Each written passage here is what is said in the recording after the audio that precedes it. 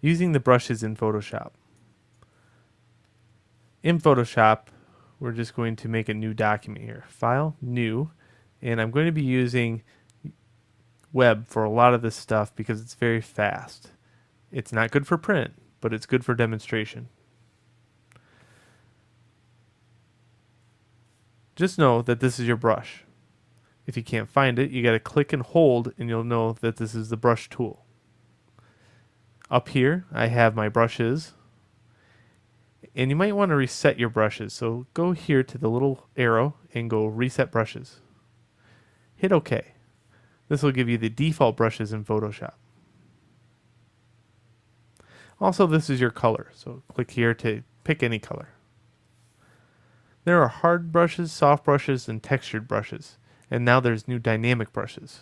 We're not going to go into the dynamic brushes just yet, but know that a hard brush, when I say a hard brush, means I click here on one of these brushes that have no gradient fall off. There's no gray feather. This is a soft brush, this is a hard brush. Okay, so a hard brush will look like this. It's very clean on the outside edge. The other one, if I use it, will look like this. Now, on the keyboard are brackets. They are located under the plus and minus. If you use these, it'll allow you to adjust your brush size. Also know that you have a Wacom drawing tablet. This means you have to go up to Apple, System Preferences,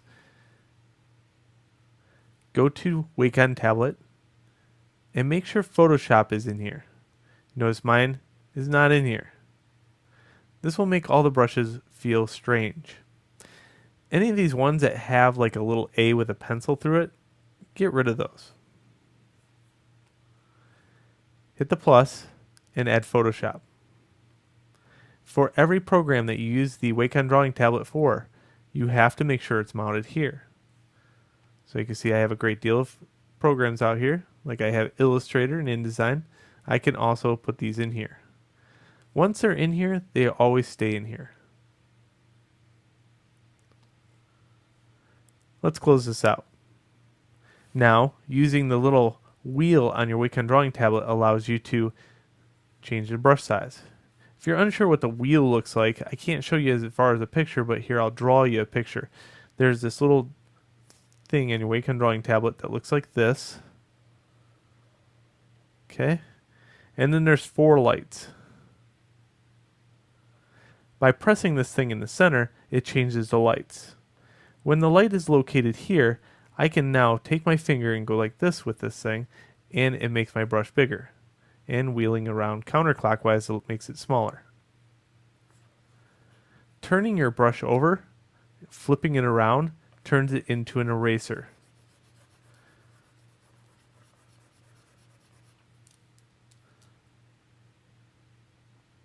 Alright, so those are basic brush 101 things. Just know that there's 1,000 brushes in Photoshop, there's hard edge brushes, soft edge brushes, and lastly there's textured brushes.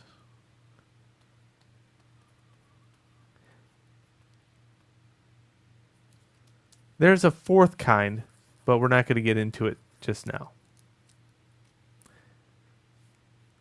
Opacity and flow is something I should cover really quick. So opacity, if I have it on a color, if I go like this, it's only going to do it 1/2 the percentage or whatever percentage rate of opacity. And the next time I go over it again and again and again, I finally get the true color of what over here. So that's opacity. Flow is a little bit different. Flow is like an airbrush. So you can see now this feels even softer. It gives it a chalk type feel to it. If it is on a soft brush, it gives it an airbrush type feel. So flow at 25% allows me to very gradually blend. There is also an airbrush feature, which I never use. But those are the basic 101s that you should know for now.